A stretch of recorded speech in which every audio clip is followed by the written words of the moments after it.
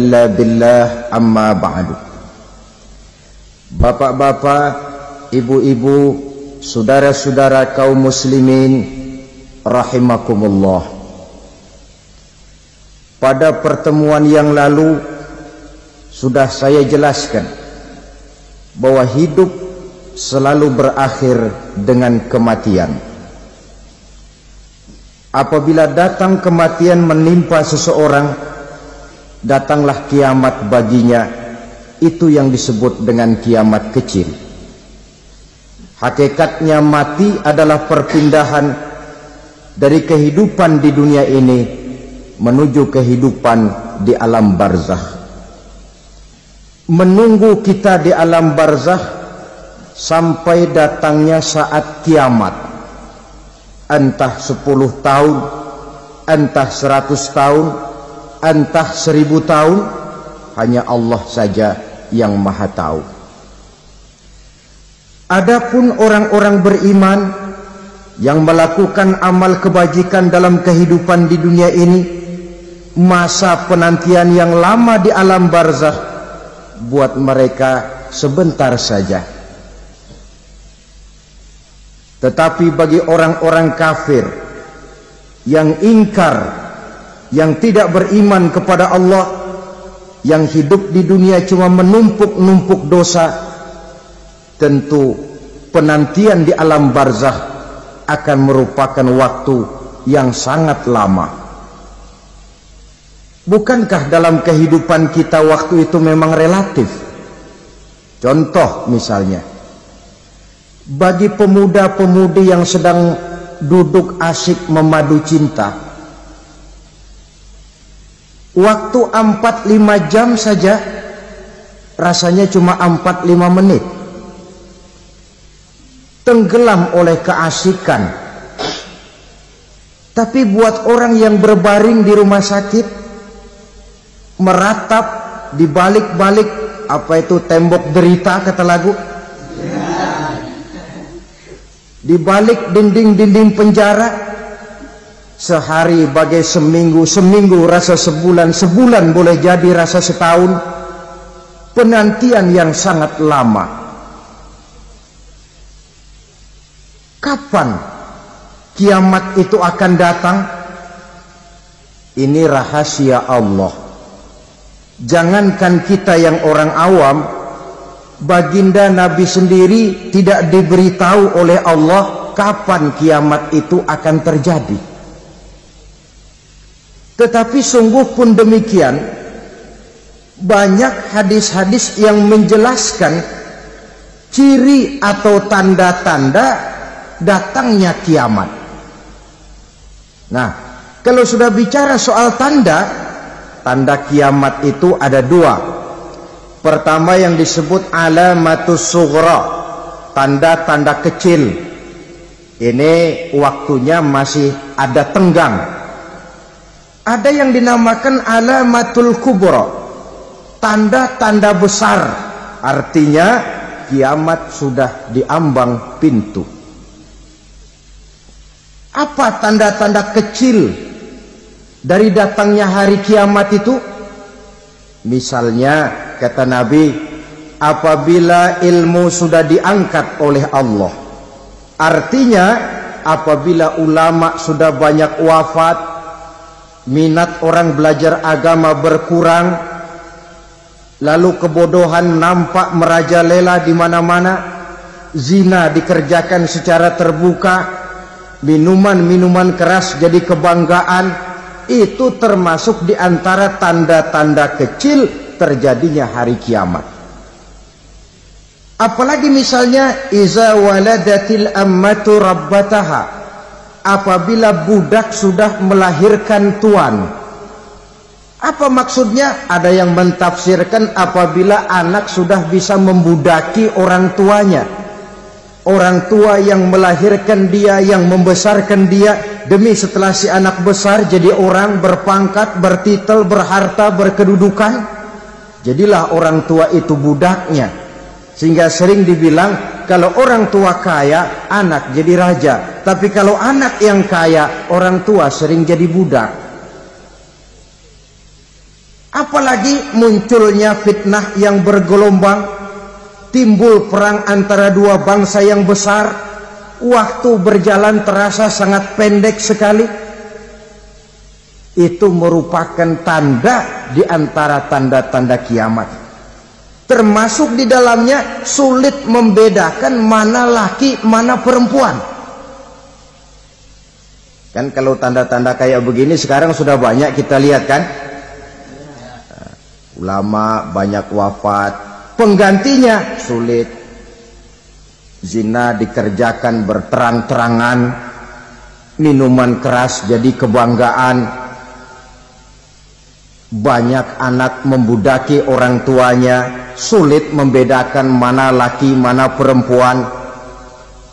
Kadang-kadang dari belakang kita lihat perempuan bener, begitu kita colek nengok jenggotan.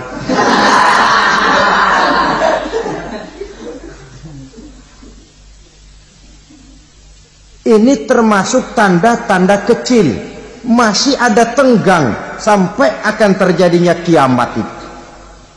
Nah, yang dimaksud dengan tanda-tanda besar, ini tanda besar artinya kiamat sudah di ambang pintu.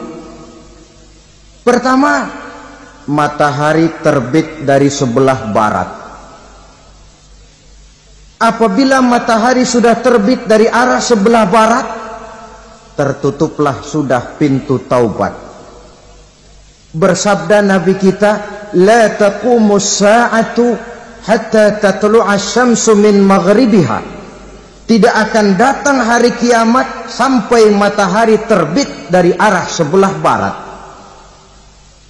Fa iza tala'at, manakala matahari telah terbit dari arah sebelah barat, wara'ahan nasu, manusia banyak menyaksikan itu, amanu ajma'un, mereka pun lalu beriman.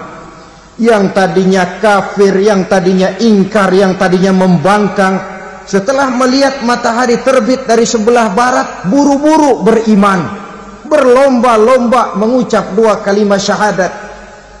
Tapi apa yang terjadi?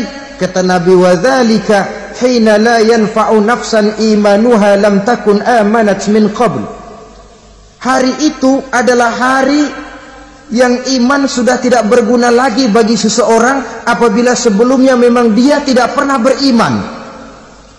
Au kasabat fi imaniha khaira, atau beriman tetapi tidak pernah melakukan kebajikan di dalam keimanannya itu. Hari yang sudah kasib, hari yang sudah terlambat, beriman tidak akan ada gunanya lagi. Ini pelajaran buat kita.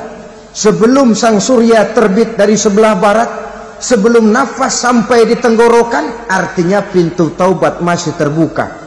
Kalau dua hal itu sudah terwujud, nafas sudah sampai di kerongkongan atau matahari sudah terbit dari arah sebelah barat, tertutuplah sudah pintu taubat. Tak ada lagi gunanya pangkat, jabatan, harta, bahkan beriman pun dalam suasana macam itu. Too late, kata orang Kulon. Sudah terlambat. Matahari terbit dari arah sebelah barat. Itu tanda besar, artinya kiamat sudah di ambang pintu. Lalu apalagi tanda besar? Munculnya Dajjal. Dajjal artinya pendusta-pendusta yang menyesatkan manusia. Ada dua macam Dajjal, saudara. Ada Dajjal kecil, ini Dajjal kelas teri. Kalau ini sejak zaman Rasulullah sudah ada itu. Tiap zaman ada. Di zaman Rasulullah misalnya ada yang bernama Aswad al-Unsi dari Yaman. Ada yang namanya Musailamah al-Kazzab dari Yamama. Ada yang namanya Ibnu Sayyad dari Madinah. Ini Dajjal-Dajjal di zaman Rasul. Musailamatul Kazzab memproklamirkan diri jadi nabi dia. Di zaman Rasul masih hidup. Ini Dajjal zaman Nabi. Di zaman sahabat muncul Dajjal-Dajjal. Di zaman kita sekarang ini, dajjal-dajjal pun gentayangan, dajjal-dajjal kelas teri. Kerjanya mendustakan manusia, menyesatkan manusia, memalingkan manusia dari jalan yang benar dan diridhoi oleh Allah Subhanahu wa ta'ala. Adapun yang merupakan tanda besar dari datangnya kiamat, dajjal-dajjal kelas kakap, pembohong-pembohong besar yang menyesatkan masyarakat manusia berpaling dari jalan Allah mengikuti jalan mereka. Apa sih ciri dajjal itu? Kata Nabi dalam hadis Bukhari Muslim, innad dajjala, sesungguhnya yang namanya dajjal itu yakhruju, satu saat akan muncul mendekati hari kiamat, wa inna ma'ahu ma'an, si dajjal ini membawa air, wa naran, dan juga membawa api.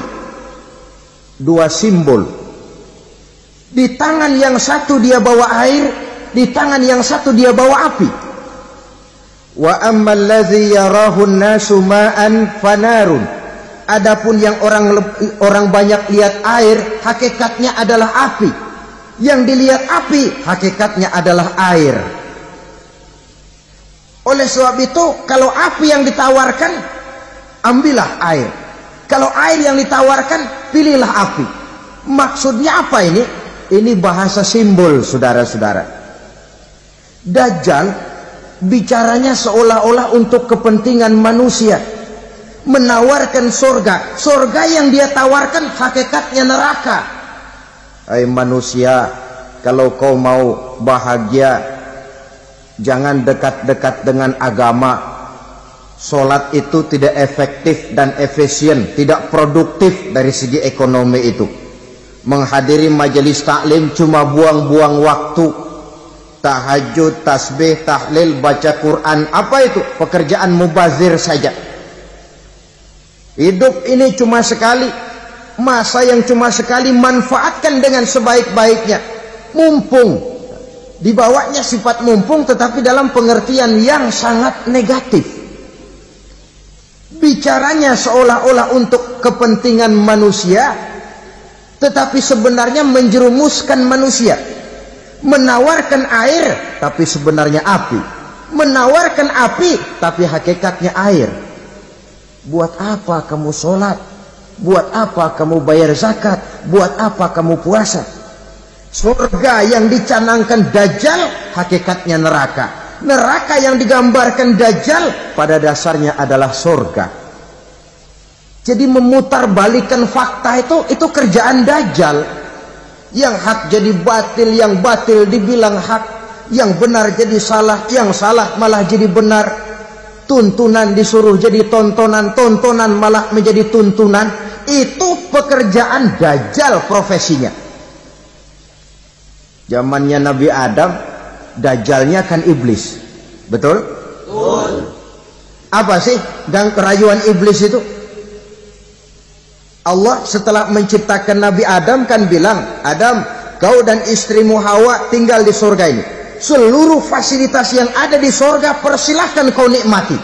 Satu yang tidak boleh, jangan coba-coba dekati pohon khuldi. Dekat saja jangan, apalagi sampai memetiknya.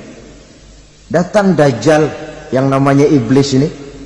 Adam, kamu tahu nggak kenapa tidak boleh makan buah khuldi? Ya nggak tahu, pokoknya saya dilarang.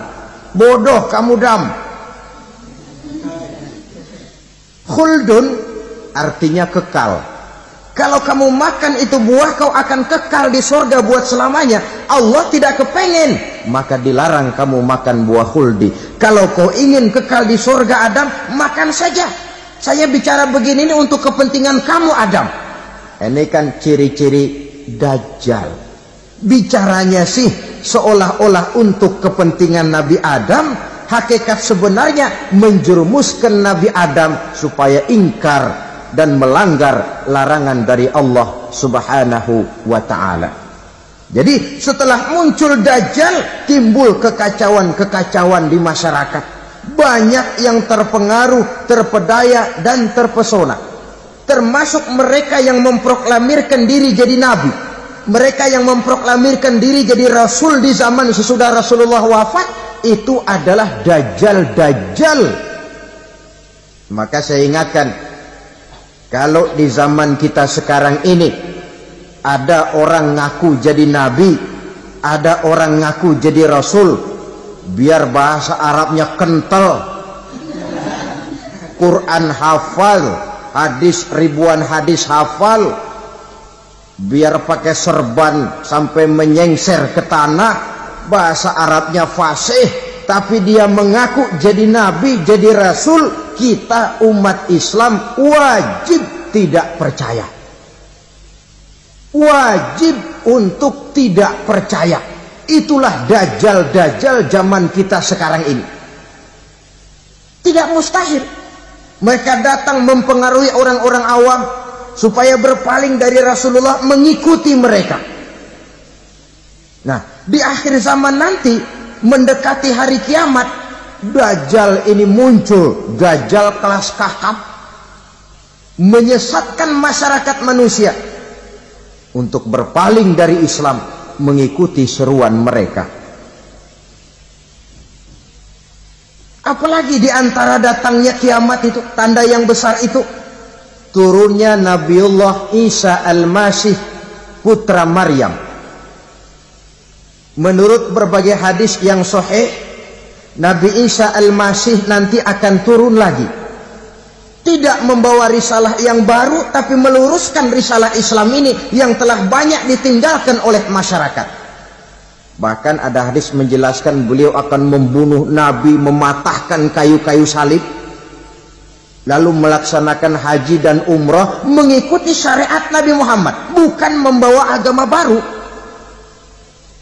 Menjadi semacam mujaddid, reformer, menyelamatkan manusia dari bisikan dajjal. Bahkan ada riwayat yang menjelaskan bahwa Nabi Isa berhasil mengalahkan dajjal, mengembalikan masyarakat manusia kembali kepada ajaran Islam yang datang dari Allah, dibawa oleh Rasulullah sallallahu alaihi wasallam. Dengan kata lain, turunnya Nabi Isa bukan sebagai nabi dan rasul baru, tetapi mengikuti syariat Nabi kita Muhammad sallallahu alaihi wasallam. Saudara hadirin, ibu-ibu hadirat yang saya hormati, kemudian apalagi di antara tanda-tanda besar akan datangnya kiamat itu? Keluarnya asap atau awan. Kata Nabi, inna min asrati sa'ah dukhanan yamla'u ma bainal masyriqi wal maghrib. Di antara tanda-tanda kiamat, munculnya awan atau asap yang memenuhi antara langit dan bumi. Ini pun diperkuat dalam surah Ad-Dukhan ayat 10, fartaqib yauma ta'ti as-sama' bidukhanin mubin fayughshan nas hadza azabun alim. Bagi orang-orang yang beriman, mereka biasa-biasa saja, tapi bagi orang kufur, datangnya asap dan awan ini merupakan azab yang kelewat pedih. Barangkali sedikit mendekati gambaran tentang azab yang pedih ini, saya ingatkan alam pikiran kita kepada peristiwa yang belum lama terjadi. Pernah dengar berita bocornya reaktor nuklir di Chernobyl, Uni Soviet? Pernah dengar? Nah. Bocornya reaktor nuklir di Chernobyl yang mengakibatkan ratusan, bahkan sangat mungkin ribuan nyawa. Cuma satu reaktor. Bagaimana kalau seluruh cadangan nuklir yang dimiliki oleh para negara adik kuasa ini diledakkan? Bahkan yang konon menurut catatan, cadangan nuklir yang dimiliki bersama oleh Amerika dan Rusia sekarang ini sudah sanggup memusnahkan 6 miliar manusia, 1,5 kali lebih banyak dari jumlah manusia yang nongkrong di permukaan bumi ini. Saudara-saudara hadirin yang saya hormati, lalu saat mendekati hari kiamat, apalagi tandanya setelah Nabi Isa wafat, pada saat turunnya yang kedua kali, lalu Allah meniupkan angin sejuk, semua orang-orang beriman, orang-orang baik wafat, sehingga penghuni bumi ini cuma tinggal lagi terdiri dari orang-orang kafir. Tidak ada lagi di bumi ini yang bisa mengucapkan Allah. Sehingga dalam hadis qudsi itu ada keterangan, innallaha azza wa jalla yaqulu li Israfil. Allah pernah pesan kepada malaikat Israfil, kata Allah, Israfil, iza sami'ta qailan yaqul Allah Allah fa akhirin nafah 40 sanatan ikraman liqailiha. Hai Israfil, apabila kau dengar di permukaan bumi masih banyak orang yang mengucapkan Allah Allah, maka tunda sangkakala kiamat itu 40 tahun. Untuk apa? Ikraman liqailiha, menghormati orang yang mengucapkan Allah Allah itu. Wah, jadi karena sekarang masih banyak yang mengucapkan Allah, besar hatilah kita, masih jauh kiamat itu. Tapi jangan lupa, kiamat pribadi, kiamat kecil itu yang gak kita sangka-sangka. Ajal datang mencabut nyawa, itu kiamat pribadi, dan itu yang pasti kita hadapi, dan itu yang membuat kita tidak boleh bersikap main-main di dalam kehidupan sekarang ini. Saudara hadirin yang saya hormati, tidak ada lagi orang-orang muslim, seluruh penduduk dunia ini kafir. Lalu terciptalah struktur sosial yang berlandaskan prinsip hidup semau gue. Bakal terjadilah prinsip di mana yang kaya menyantap yang miskin, yang kuat menindas yang lemah. Hidup sudah bagaikan di rimba belantara, berlaku hukum rimba, siapa yang kuat dia yang menang, siapa yang lemah menjadi mangsa. Timbul kekacauan, maksiat merajalela, munkarat menjadi-jadi, sehingga isi bumi ini penuh dengan segala macam perbuatan dosa. Tidak ada perlunya lagi alam diperpanjang temponya. Datang saat yang sudah dijanjikan oleh Allah Azza wa Jalla, maka terjadilah yang disebut kiamat kubra, kiamat besar, kiamat hancur-hancuran. Bagaimana kejadian ini dimulai? Dalam surah Az-Zumar ayat 68, Allah Subhanahu wa taala berfirman, wa nufikha fis-suri fasa'iqa man fis samawati wa man fil ardi illa man sya'allahu. Maka manakala ditiuplah sangkakala, terkejutlah seluruh yang ada di langit dan seluruh yang ada di bumi. Bila saat kiamat datang, Allah perintah malaikat Israfil, Israfil, tiup sangkakalamu. Ditiuplah sangkakala oleh malaikat Israfil. Yang akibat daripada tiupan itu, seluruh yang ada di langit, seluruh yang ada di permukaan bumi terkejut. Yang ada di langit siapa? Malaikat kan.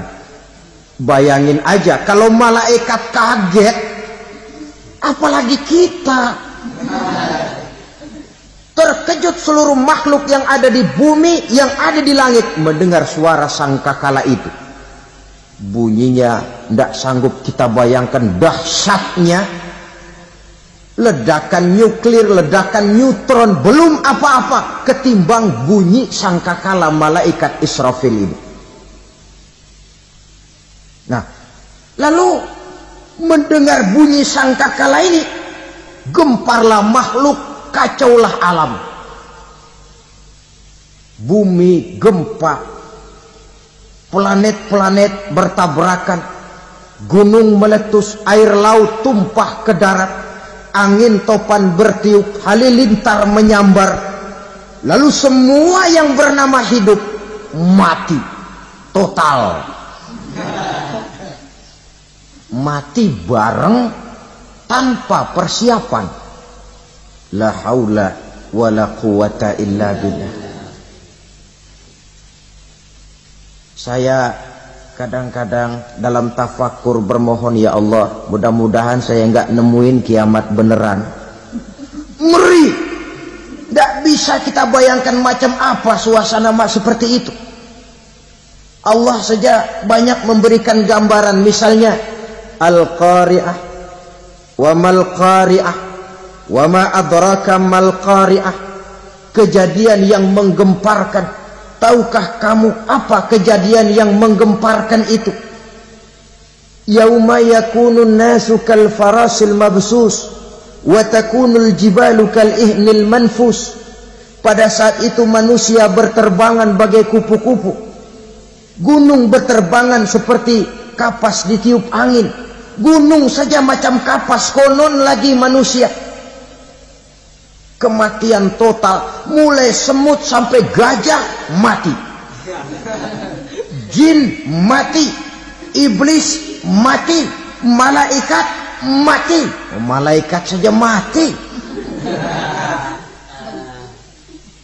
Saudara hadirin yang saya hormati, kematian total yang tanpa persiapan.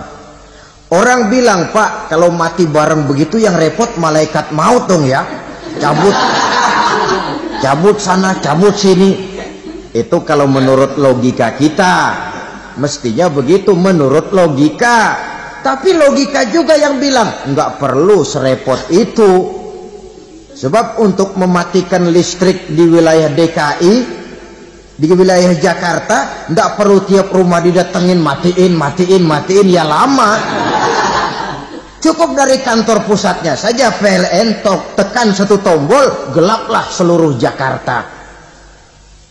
Saudara hadirin yang saya hormati, kematian total. Lalu setelah kematian total, planet-planet juga mati, dalam arti tidak bergerak dan beredar. Angin mati, dalam arti tidak bertiup. Air mati, dalam arti tidak ada riak gelombang. Pokoknya semua mati. Kullu nafsin za'iqatul maut. Semua yang bernafas mati. Dalam ayat lain, kullu man 'alaiha fan. Semua yang ada di permukaan bumi fana. Yang kekal cuma Allah Subhanahu wa ta'ala. Yang paling belakang mati malaikat maut dan malaikat Israfil. Tapi mati juga sesuai dengan janji Allah. Menurut hadis Bukhari Muslim dari Abi Hurairah, masa tenggang waktu antara kematian total pada tiupan sangkakala pertama dengan proses kebangkitan pada tiupan sangkakala kedua 40 lamanya. Tidak dijelaskan oleh Abi Hurairah 40 jam, apa 40 hari, apa 40 tahun. Hadis-hadis cuma menyebutkan 40 saja. Sunyi alam, yang tinggal cuma Allah saja lagi. Ketika itu Allah berseru-seru, katanya, limanil mulkul yauma. Siapa para penguasa hari ini? Mana itu raja-raja dan penguasa yang dulu mengaku jadi Tuhan? Fir'aun. Mana Fir'aun sekarang? Yang dulu jadi raja, merasa berhasil, sombong, lalu tidak mau turun-turun dari kekuasaannya, sampai kepada puncak kekurang ajarannya mengangkat diri jadi Tuhan. Mana itu Fir'aun? Namrus. Mana sekarang Namrus? La ilaha illa ana. Ternyata tidak ada Tuhan lain selain daripada aku, kata Allah. Proses kemudian, saudara-saudara, turunlah hujan dari langit. 40 lamanya hujan itu.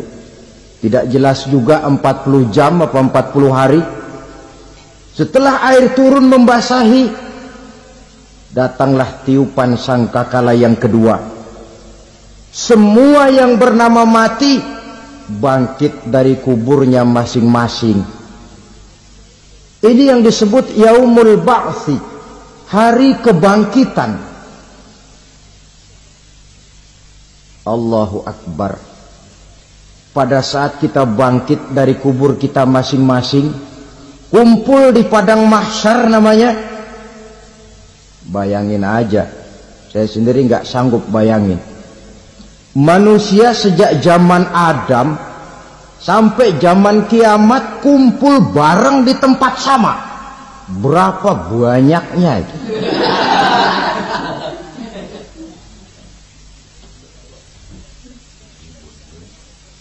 Dan yang luar biasa menurut satu riwayat, pada saat bangkit itu, Masya Allah, roman muka kita berubah,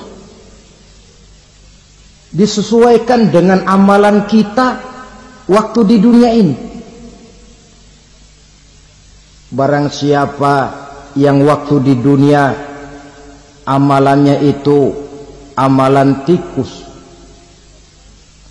di akhirat nanti dia bangkit dari kubur, mukanya seperti muka tikus.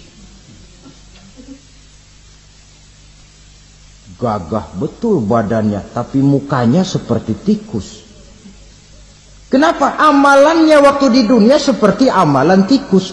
Apa amalan tikus itu? Suka ngegeragoti barang yang sudah disimpan rapi-rapi.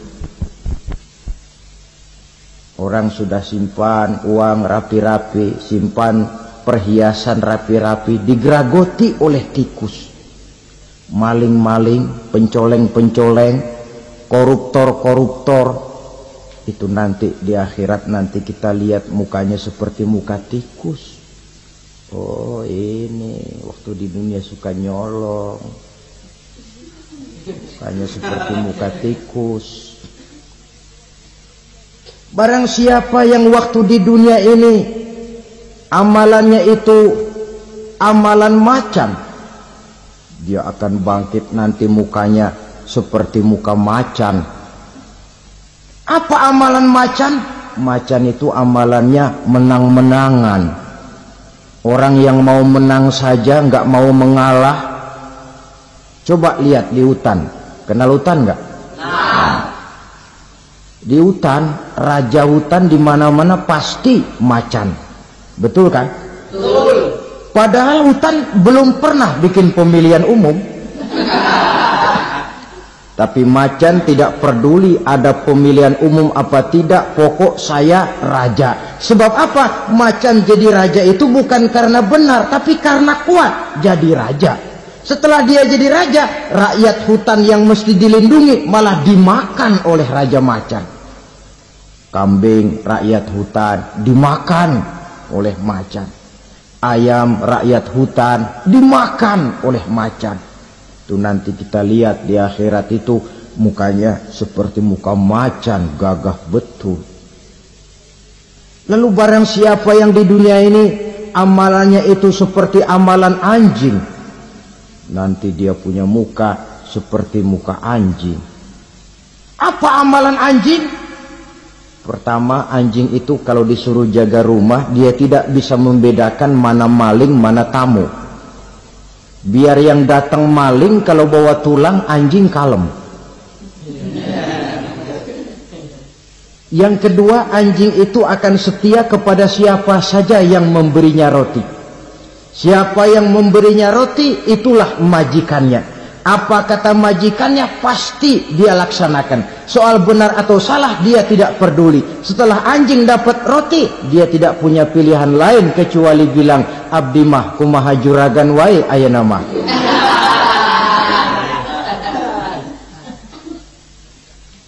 Saudara hadirin yang saya hormati, berkumpul di padang mahsyar, tiap orang sibuk dengan persoalannya masing-masing.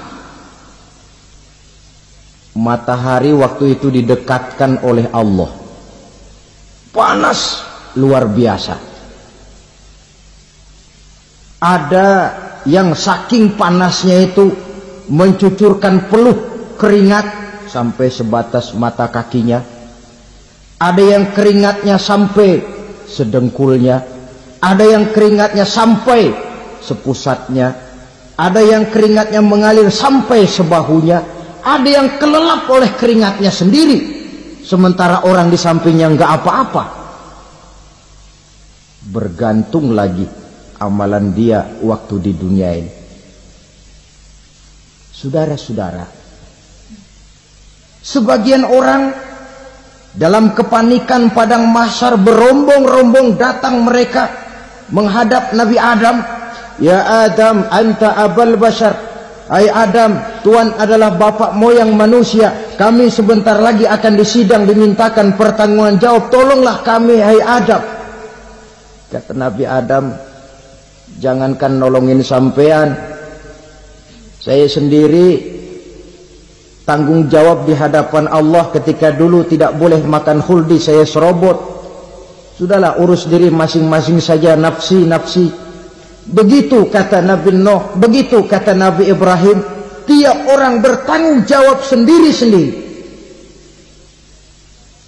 Ketika itulah saudara-saudara, nikmatnya menjadi umat Nabi besar Muhammad sallallahu alaihi wasallam. Sebab apa? Walaupun menurut abjad kita ini umat paling belakang, kan paling belakang kita ini toh, karena Nabi Muhammad adalah Nabi akhir, tapi akan dihisap lebih dulu, lewat di atas sirat lebih dulu, masuk surga lebih dahulu ketimbang umat-umat belakangan. Ketika Rasul mendekati ajal, beliau tanyakan itu kepada malaikat Jibril. Malaikat Jibril berkata, Muhammad jangan khawatir, Allah sudah berjanji, inni haramtul jannata ala sairil anbiya hatta tadkhulaha anta wa haramtuha ala sairil umami hatta tadkhulaha ummatuka. Surga aku haramkan buat seluruh nabi kecuali kalau engkau Muhammad sudah masuk ke dalamnya, dan surga aku haramkan buat seluruh umat kecuali kalau umatmu Muhammad sudah masuk ke dalamnya. Logikanya, walaupun menurut abjad kita umat paling belakang, bakal dihisap paling dulu, lewat di atas sirat paling dulu, masuk surga paling dulu, kalau mampir ke neraka juga paling dulu. Ya resiko. Jangan mau enaknya aja paling dulu. Saudara hadirin yang saya hormati, setelah masa kebangkitan itu jangan dikira begitu bangkit langsung diperiksa, masih menunggu menanti ribuan tahun perhitungan padang mahsyar untuk sampai kepada proses yang disebut yaumul hisab, hari perhitungan. Seorang demi seorang bakal dipanggil. Bayangkan saja, kita se-RT saja di absen, kadang-kadang perlu waktu lama. Ini manusia sejak zaman Nabi Adam sampai datang hari kiamat, satu demi satu disidang di hadapan Qadhi Rabbul Jalil. Status sosial copot sudah waktu itu. Yang pernah jadi hartawan di situ tidak lagi kelihatan kehartawanannya. Yang pernah jadi jenderal tidak lagi dipanggil jenderalnya. Yang ustadz tidak lagi dipanggil al-mukarramnya. Seluruh status sosial selesai. Dipanggillah kita seorang demi seorang menghadap Qadhi Rabbul Jalil. Bagaimana proses penghisaban itu? Pertama, proses tanya jawab. Di antaranya ada hadis menyatakan, lan tazula qadama 'abdin yaumal qiyamah hatta yus'ala an arba'i khisalin. Besok di hari kiamat tidak akan bergeser telapak kaki seorang hamba sampai dia ditanya lebih dulu tentang 4 persoalan. Tentang ilmunya, kemana ilmu itu diamalkan. Tentang umurnya, di mana umur itu dihabiskan. Tentang masa mudanya, kemana masa muda itu dipakai.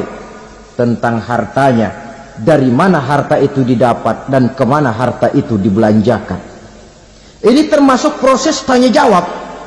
Jadi kalau istilah pengadilan dunia, nama Fulan bin Fulan. Kamu waktu di dunia diberikan umur panjang untuk apa? Pernah mengalami masa muda, kemana kau habiskan masa remajamu? Kau diamanahkan ilmu, dengan apa ilmumu kau amalkan? Kau diberikan harta, dari mana harta kau dapat, kemana kau belanjakan? Tak seorang pun yang bisa mungkir. Sebab apa? Dikala itu yang menjadi saksi bukan orang. Yang menjadi saksi adalah seluruh anggota badan kita. Tangan bicara, kaki jadi saksi terhadap seluruh amalan yang pernah kita kerjakan pada saat kehidupan di alam dunia ini. Selesai proses tanya jawab, lalu diperlihatkan buku catatan kita waktu hidup di dunia ini. Jangan lupa Allah itu menyiapkan 2 superkomputer kepada kita. Sebelah ditempelin sebelah kanan, yang sebelah tempelin di sebelah kiri. Komputer itu namanya Raqib dan Atid. 2 malaikat yang apabila baik kita lakukan, refleks saja akan menulis kebajikan kita. Jahat kita kerjakan, akan tertulis. Catatan itu nanti diperlihatkan kepada kita. Waduh, alangkah malunya pada saat diperlihatkan catatan kita, buku rapot kita merah melulu. Barangkali diperiksa sambil diomelin, brengsek lo. Buku merah melulu begini, bagaimana waktu hidup di dunia? Tidak cukup diperlihatkan buku catatan kehidupan, rekaman kehidupan. Rekaman kehidupan kita secara utuh sejak terlahir sampai ajal datang merenggut nyawa. Barangkali mirip dengan video sekarang ini, di mana terekam dengan baik seluruh kegiatan kita sejak yang sekecil-kecilnya sampai kepada yang sebesar-besarnya. Untuk kemudian kita pun menerima balasan. In khairan fa khairun wa in syarran fa syarrun. Kalau baik ya baik balasannya, kalau jahat ya jahat juga balasannya. Catatan-catatan kita diberikan. Kalau banyak kebajikannya diberikan di tangan kanan dengan cara yang halus. Kalau banyak kejahatannya diberikan dari sebelah kiri atau dilempar dari belakang. Itulah sebabnya sejak di dunia ini kita sudah mohon kepada Allah. Ketika berwudu membasuh tangan kanan, apa kita bilang? Allahumma a'tini kitabi biyamini wa hasibni hisaban yasira. Ya Allah, berikan saya kitab di tangan kanan, dan kalau saya memang perlu dihisab, hisablah saya yang seringan-ringannya. Tangan kiri berlindung kita kepada Allah, jangan sampai diberikan kitab di tangan kiri atau dari arah sebelah belakang. Wa a'udzubika an tu'tiya kitabi bishimali aw min wara'i zuhri, dari arah sebelah belakang. Na'udzubillah min dzalik.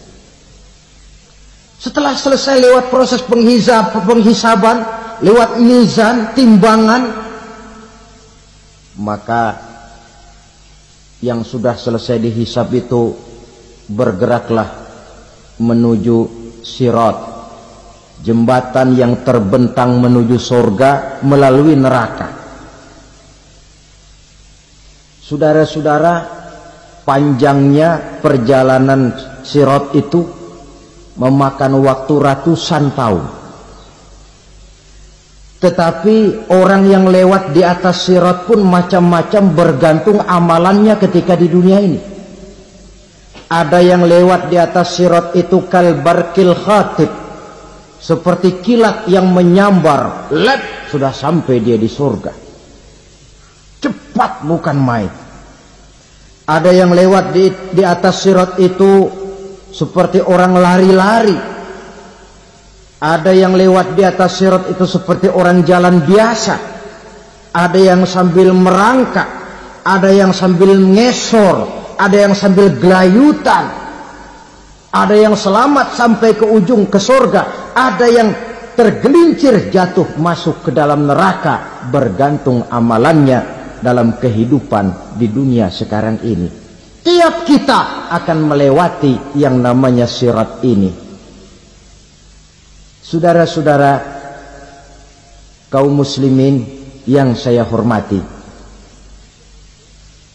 dengan demikian mereka yang selamat melalui sirat sampai ke terminal akhir surga, mereka yang ketika dihisab ternyata banyak kejahatannya daripada kebaikannya, mereka singgah di dalam neraka.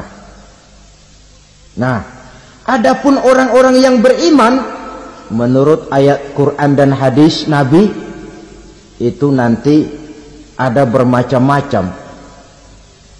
Ada orang beriman itu yang dimasukkan surga.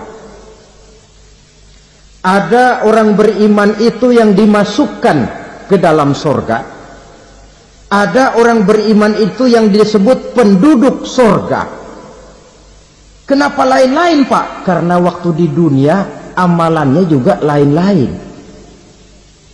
Ada orang beriman yang masuk surga. Ini paling murah tiketnya. Mau masuk surga? Kata Nabi begini, ma min abdin qala la ilaha illallah thumma mata ala dhalik illa dakhalal jannah.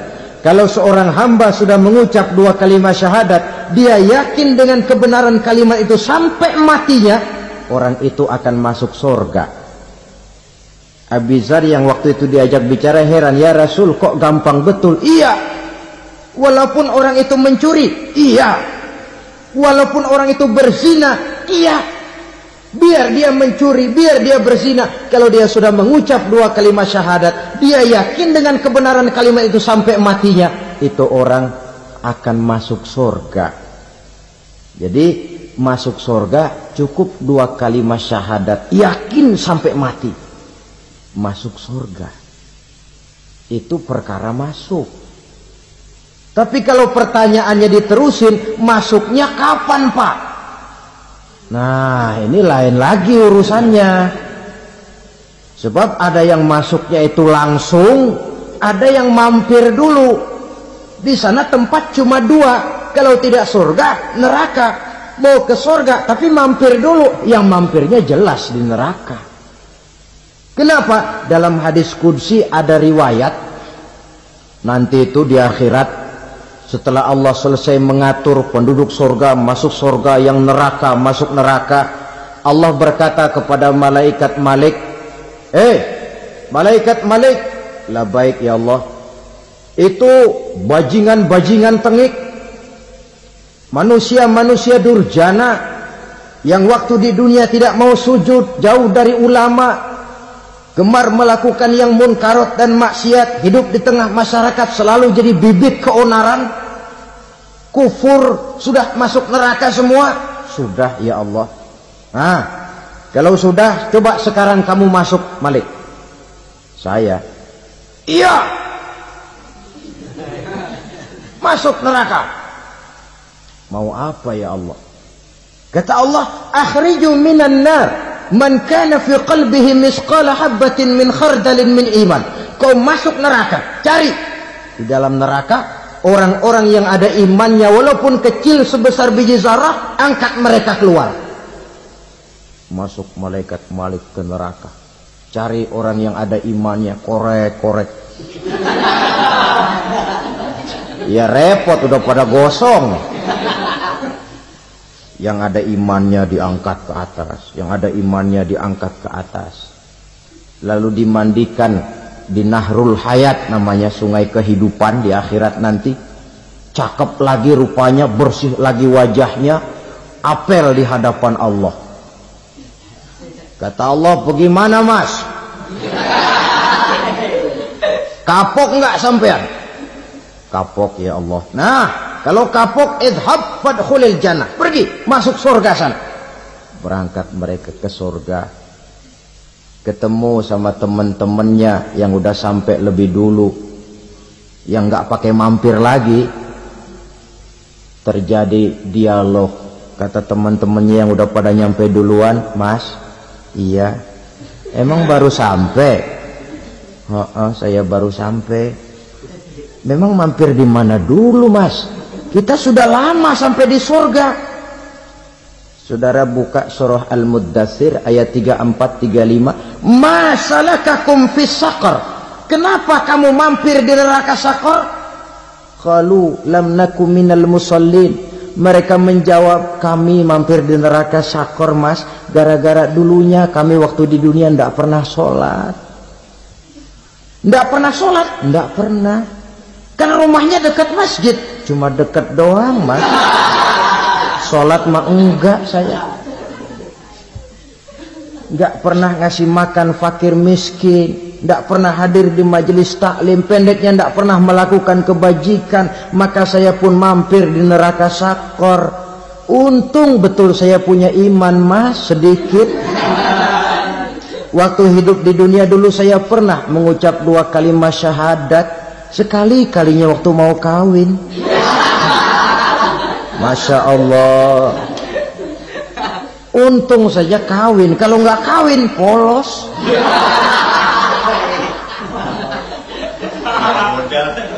Itu juga pengulu sudah setengah mati ngajarin.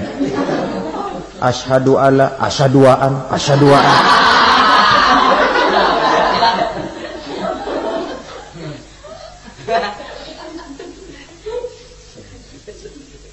Ini namanya masuk surga, ada mampir dulu. Ada pula orang mukmin itu yang dimasukkan surga. Namanya dimasukkan kan terima beres. Saya masuk ke rumah, jalan sendiri, cari tempat sendiri. Saya dimasukkan ke dalam rumah, terima beres, pokok ada di dalam, itu dimasukkan namanya. Nggak pakai mampir. Tapi tentu tiketnya lebih mahal ketimbang yang pertama tadi. Apa kata Allah? Innal ladzina amanu wa amilus salihat la ukaffiranna anhum sayyi'atihim wa la udkhilannahum jannah. Sesungguhnya orang-orang yang beriman kemudian beramal soleh, kami hapuskan segala dosa dan kesalahannya, kami masukkan mereka ke dalam surga. Lihat ayatnya, Allah yang memasukkan, kita yang dimasukkan. Tidak pakai transit, tidak usah mampir. Cuma tidak cukup syahadat, tidak cukup amanu, tapi diiringi dengan wa'amilus salih. Iman, amal. Tidak cukup syahadat, lalu dibuktikan dia sholat, dia zakat, puasa, lalu dia melakukan berbagai macam kebajikan. Ini yang menyebabkan dia tidak pakai mampir di tempat yang bernama Saqar. Lalu ada pula orang mukmin itu yang disebut penduduk surga. Wah, ini sudah VIP ini. Ashabul jannah, penduduk surga. Siapa mereka? Kata Allah, innal ladzina amanu summa istaqamu fala khaufun 'alaihim wala hum yahzanun ulaika ashabul jannah hum fiha khalidun.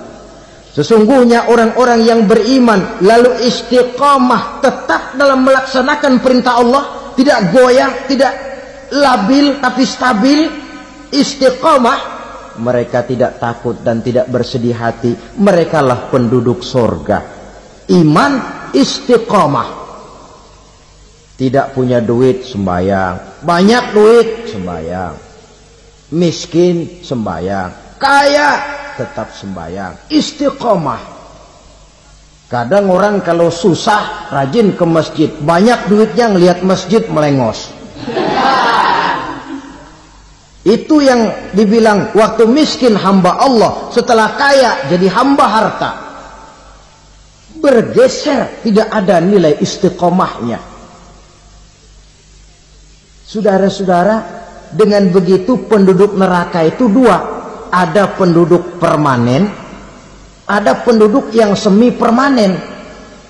Yang semi permanen orang-orang beriman yang mempunyai dosa besar. Mereka masuk ke neraka untuk menerima azab sesuai dengan dosanya.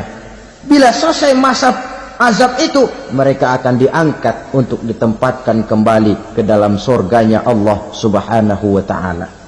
Nah, dikala itulah saudara-saudara, ada yang disebut syafaat dari Rasulullah Sallallahu Alaihi Wasallam. Tapi tentu jangan lupa, syafaat ini ibarat kain menambal dia. Kita punya kain bolong-bolong sedikit, syafaat yang menambal. Sholat kita ada kurang dikit, sedekah kita ada campur riak dikit, amalan kita ada tidak karena Allah dikit, kita berharap syafaat. Jadi biarlah kain masih bolong-bolong, yang penting punya kain. Tapi kalau kainnya tidak ada, yang ditambal apanya?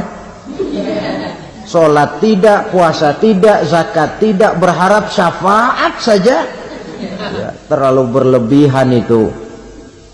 Saudara hadirin yang saya hormati, apabila selesai proses penghisaban, proses penghitungan, maka dikala itulah manusia terbagi dalam dua kelompok besar. Fariqun fil jannah wa fariqun fis sa'ir. Sekelompok orang-orang beruntung yang masuk ke dalam surga, dan sekelompok lagi masuk ke dalam neraka. Akan memakan waktu untuk menceritakan sifat surga dan neraka, tapi insya Allah pada kesempatan pertemuan lain saya sampaikan. Namun sebagai gambaran umum cukuplah saya sampaikan sebuah hadis qudsi. Allah jelaskan, a'dadtu li'ibadiyas salihin ma la ainun ra'at wa la uzunun sami'at wa la khatara fi qalbil bashar. Aku sediakan buat hamba-hambaku yang soleh, yang tidak pernah terlihat oleh mata, tidak pernah terdengar oleh telinga, dan belum pernah terdetik dalam hati manusia. Jadi kenikmatan surga belum pernah dilihat mata, belum pernah didengar telinga, belum pernah terdetik dalam hati. Pedihnya azab neraka belum pernah terlihat mata, belum pernah terdengar telinga, belum pernah terdetik dalam hati. Saudara hadirin yang saya hormati, oleh karena itu, sebagai uraian akhir daripada kiamat ini, marilah sama-sama kita memanfaatkan hidup dengan sebaik-baiknya, supaya jangan timbul penyesalan di hari kemudian nanti. Mudah-mudahan kita seluruhnya diselamatkan Allah dari azab neraka dan mendapat surga dan ridhonya. Barakatuh.